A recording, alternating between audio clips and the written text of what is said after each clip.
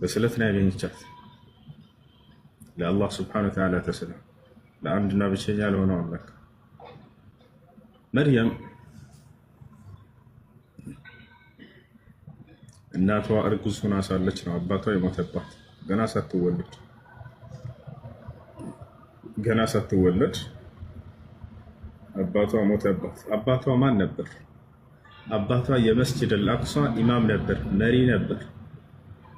የመርየም አባት አላህ በቁርአን ላይ ገልጾታል። በእርሱ ስም የቁርአን ምዕራፍ ሰይሟል። በማርያምን ስም የቁርአን ምዕራፍ ሰይሟል። አልዕምራን ሶስተኛው ምዕራፍ በቁርአን ላይ የመርየም አባት ስም ነው። አላህ በጣም ከመረጣቸው ደግና መልካም ሰዎች መካከል ነበር። ጀማዓ ነብይ ባይሆንም ልክ እንደ በቃ ከነቢያቶች የማይተናነስ ደግነትና መልካምነት ያለው ሰው እንደሆነ አላህ በቁርአን ላይ ጠቅሶለታል። ኢነላህ አስጠፋ አደመ ወኑሐን ወአለ ኢብራሂመ ወአለ ዒምራን ዐለል ዓለሚን ይላል። ከዓለማት ከመረጥኳቸው መልካም ሰዎች መካከል ብሎ ጠቅሶታል። እሱ ማን? የመርየም አባት። የመርየም አባት የመስጂድ አልአቅሷ ኢማም ነበር፣ መሪ ነበር። በእርሱ ዘመን የነበረ ነቢይ ያለው ያው ዘከሪያ ዓለይሂ ሰላም እና የመርየም አባት በአንድ ጊዜ ነበሩ፣ ጓደኛ ነበሩ። ዘከሪያ ነቢይ ነው፣ እንትና ደግሞ የመርየም አባት ደግሞ የመስጂድ አልአቅሷ ኢማም ነው፣ መሪ ነው። በጣም ይከበራል፣ በጣም ይፈራ ነበር። ባቻለሩ እስራኤላውያኖች በጣም ያከብሩት ነበር። የመርየም ዓለይሃ ሰላም አባት እጅግ በጣም ደግና መልካም ሰው፣ በጣም አላህን የሚገዛ ሰው ነበር። በጣም አላህን የሚፈራ ሰው ነበር። የመርየም አባትና ዘከሪያ እህትና ያገቡት። ሌላው ነገር ልታውቁ የሚገባው የመርየም አባትና ዘከሪያ ዓለይሂ ሰላም እህትና እህቶችና ያገቡት ጓደኛ ናቸው። እነሱ እህትና ያገቡት ያ የመርየም አባት ማንን ወለደ? መርየምን ወለደ። ዘከሪያ ማንን ወለደ? የሕያን ወይንም ዮሐንስን ወለደ። ከታች አለና የሕያን ወለደ። መርየም ማንን ወለደች? ዒሳን ወለደች። ስለዚህ መሲሁና ዮሐንስ ወይንም የሕያ የአክስትማማች ልጆች ብለው ነብዩ ሰለላሁ ዐለይሂ ወሰለም ይገልጿቸዋል። ወደ ሰባቱ ሰማይ እያረጉ ባሉ ጊዜ ነቢያችን ሰለላሁ ዐለይሂ ወሰለም ኢጠለዕቱ ፊ ሰማኢ ሳኒያ ፈረአይቱ ብብነ ልኻላ ፈወጀድቱ ብነ ልኻላ ዒሳ ብነ መርየም ወየሕያ ብን ዘከሪያ አሉ። ወደ በሰባቱ ሰማይ እያረግኩኝ እየወጣሁ ባለሁበት ጊዜ አሉ ነብዩ ሰለላሁ ዐለይሂ ወሰለም ሁለት የአክስትማማት ልጆችን አላህ በሁለተኛው ሰማይ ላይ ያገናኘኝ አሉ። እነርሱም ዒሳና የሕያ ወይንም ዮሐንስ አሉ። እነዚህ ሁለቱ ተቀራራቢ ናቸው፣ ዘመድ ናቸው። እሺ ከላይ ሰላም፣ እንዴት ነሽ? ምንም እንዴት ነህ? ሰላም አለይኩም ወራህመቱላሂ ወበረካቱ። እንዴት ነው? እሱ ወራህመቱላሂ ወበረካቱ። ሰላም ነው። መሪ ነበር፣ ኢማም ነበር፣ አሰጋጅ ነበር። ዘከሪያ ዓለይሂ ሰላም በእርሱ ዘመን የነበረ ደግና መልካም ሰው ነበር። ይወታቸዋል። ይህ ሰውዬ የዘከሪያ ዓለይሂ ሰላም ነቢይ ናቸው። የመርየም አባት ደግሞ የመስጂድ አልአቅሷ ኢማም ናቸው፣ መሪ ናቸው። መርየም ተረግዛ እያለች እናቷ ሐና አርግዛት አባቷ ሞተ። ገና መርየም ሳትወለድ ገና አባቷ ሞተ።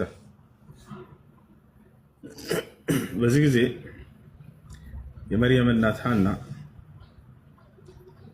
ልጇ ወንድ እንዲሆንላት ልክ እንዲሁ ደግሞ ልክ እንደ አባቱ እንደ ዕምራን የመስጂድ አልአቅሷ መሪ ኢማም እንዲሆንላት አገልጋይ እንዲሆንላት ተመኘችና ስለተሳለች ይሄን በወዴ ውስጥ ያለውን ልጅ ለአንተ ብቻ አገልጋይ እንዲሆን ከምድራዊ ጥቅም የራቀ አድርጌ ለአንተ ተስየዋለሁ ብላ ተናገረች። إذ قالت امرأة عمران ربي إني نذرت لك ما في بطني محررا فتقبل مني تقبلني عليك تسألك لله إنك أنت السميع العليم أنت سميناك يهون كنهن عليك فزابوها لسوا يتبنيشتو وند اللي هون اللات لكن دوالا የመስጂድ አልአቅሷ መሪ እንዲሆን ነበር። ነገር ግን አላህ ሴት ልጅ ነው የሰጣት። ማን ተወለደች? ሴት ልጅ ተወለደች። فلما وضعتها በወለደቻትም ጊዜ አምላካችን ቃለት ረቢ ኢኒ ወضዕቱሃ ኡንሳ ደነገጠች። ጌታዬ ሆይ እኔ በቃ ወንድ ማነው ሴት ሆነች የወለድኳት አለች። ወላሁ አዕለሙ ቢማ ወضዐት የወለደችውንም አምላክ አላህ የሚያውቅ ነው። ወኢኒ ሰመይቱሃ መርየም አለች። እኔ የልጄንም ስም ማርያም ብዬ ሰይሜያታለሁኝ አለች። ወኢኒ ኡዒዙሃ ቢከ ወዙርየተሃ ሚነ ሸይጣን ረጂም አላህን ለመነች። አደራ አምላክ ያላህ እርሷንም ሆነ ከእርሷ የሚገኘውንም ዘር ከሰይጣን ተንኮልና ሴራ በአንተ አስጠብቃቸዋለሁኝ፣ ከሰይጣን ጠብቅልኝ አለች። አላህም ተቀበላት። ፈተቀበለሃ ረቡሃ ደግና መልካም ሴት ነችና የመርየም እናት እና በጣም ጻድቅ ሴት ነች፣ ደግ ሴት፣ መልካም ሴት ነች። ባሏም ልክ እንዲሁ የመርየም አባት በጣም ደግና መልካም ሰው ነው። ልክ እንዲሁ ደግሞ መርየም ዓለይሃ ሰላም እርሷም በጣም መልካም ልጅ ልትሆን ነው። ፈተቀበለሃ ረቡሃ ቢቀቡሊን ሐሰን እኔም ጌታዋ አላህ በጥሩ አቀባበል ተቀበልኳት አለ። በጣም ደግና መልካም ሴት ነችና የለመነችውን ሁሉ ይሻላት አላህ። ማን አሳደጋት ይችል ልጅ? ምክንያቱም አባቷ ሙቷል። የመርየም አባት ገና ሳትወለድ ነው የሞተባት። ስለዚህ ማን እንደ አባቱ ነው ያሳድግ? እስራኤላውያኖች ሁላችንም እኛ እናሳድጋለን አሉ። ዘከርያም እኔ ነኝ የማሳድገው አለ። በዚህ ጊዜ በቃ ዕጣ እንጣል ተባለ። ዕጣ ተጣለ። ለዘከርያ ደረሰ። ዘከርያ እንዳሳድግ ተወሰነ። ፈተቀበለሃ ረቡሃ ቢቀቡሊን ሐሰን ወአንበተሃ ነባተን ሐሰንን ወከፈለሃ ዘከርያ። ዘከርያ ኃላፊነቱን ወስዶ አሳደጋት። ነቢይ ነው። በአምላክ ሕግና ስርዓት ላይ አድርጎ አሳደጋት። አላህን ብቻ እንጂ ሌላን በፍጹም አትገዛ። ወንድ የሚባል በፍጹም ሊነካት ሊቀርባት እንኳን አላደረገም። ዘከርያ የራሷ ከቤተል መቅደስ አጠገብ ሚሕራብ ትንሽ የቤት ሰራላት፣ ቤት አምልኮ እዚያ ቁጭ አረፍ ብላ አላህ እንድትገዛ አስተማራት። በቃ አደገች። እቺ ልጅ አደገች አላህን በመገዛት ላይ ብቻ፣ ማንም ወንድ ሳይቀርባት፣ ማንም ወንድ ሳይነካት አደገች። የቤት አምልኮ ቤተል መቅደስ የዚያም አገልጋይ ሆነች። በዚህ ሁኔታ ላይ ሳለች ምግብ የሚያመላልስላት የሚያሳድጋት ማን ነው? ዘከርያ ነበር። ከዕለታት ቀን አንዳንድ ቀን ግን እርሱ ያላመጣው የተለየ ምግብን ማየት ጀመረ ቤቷ ውስጥ። ኩለማ ደኸለ ዐለይሃ ዘከርያ አልሚሕራብ ወጀደ ዐንደሃ ሪዝቃ። ከእርሷ ዘንድ የተለየ ሲሳይ ማየት ጀመረ። የሚገርም ምግብ፣ ምድር ላይ የሌለ ምግብ። በጣም ደነገጠ ዘከርያ። ቃለ ያ መርየም አና ለኪ ሃዛ፣ ከእርሷ ዘንድ ማንም ወንድ እንደማይገባ ያውቃል። ማን ነው ይሄን ምግብ ያመጣልሽ አላት። ቃለት ሁወ ሚን ዒንዲላህ፣ ይህማ ከአላህ ዘንድ ነው አለች። አላህ ከጀነት ምግብ ይልክላት ነበር። በተራበች ጊዜ ባስፈለጋት ጊዜ ዘከርያ እስኪመጣ ድረስ አይጠብቅም ነበር። አላህ ምን ያክል ቢያከብራት ነው፣ ምን ያክል ትልቅ ቦታና ደረጃ ቢሰጣት ነው። ከጀነት ምግብ ይልክላት ነበር መላእክቶችን እየላከ።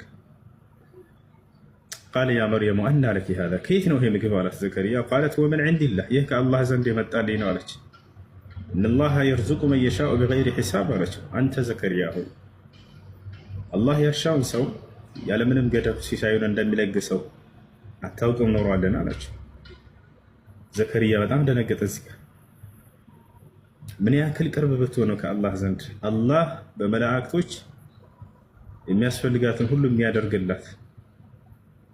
ዘከርያ በዚህ ጊዜ ነው ልጅን የተመኘው። አንተ መልካም ልጅን በምታይ ጊዜ ምን ነው አላህ እኔንም ልጅ በሰጠኝ ትላለህ አይደለ? እንደዚህ እንደ ልጅ ትላለህ። ዘከርያ በዚህ ጊዜ ወዲያው ዘወር አለና ወደ መስጂዱ ገባ። ቤተል መቅደስ ሚሕራብ ላይ ቆሞ መስገድ ጀመረ። አላህን መለመን ጀመረ። ሁናሊከ ደዓ ዘከርያ ረበህ፣ በዚያም ጊዜም ዘከርያ ጌታውን አላህን እኔን መለመን ጀመረ አለ። ዘከርያ አይወልድም ነበር፣ አርጅቷል። እሱ ሚስቱም መሃን ነች፣ ልጅ የሚባል የላቸውም። አስቡት፣ አላህ ተአምር ሊያደርግለት ነው ለእርሱም። ዘከርያ አርጅቷል፣ ሚስቱም መሃን ነች። ግን አላህን ከመለመን አላገደውም። አላህ የሚሳነው ነገር የለምና ይህን ያውቃል ዘከርያ። አይ አርጅቻለሁኝ፣ ሚስቴ መሃን ነች፣ ልወልድ አልችልም ብሎ ተስፋ ይቆርጣል አይደል? የሰው ልጅ ነቢያቶች ጋር እንደዛ የሚባል ነገር የለም። አላህ ያደርገዋል ብለው ያምናሉ። ቃለ ረቢ ሀብሊ ሚን ለዱንከ ዙርየተን ጠይባ አለ ዘከርያ። ጌታዬ ሆይ ከአንተ ዘንድ ጥሩ ልጅን ጥሩ ዘርን ስጠኝ አለ። ጥሩ ልጅን ስላየ ነው። ማነች? መርየም ዓለይሃ ሰላም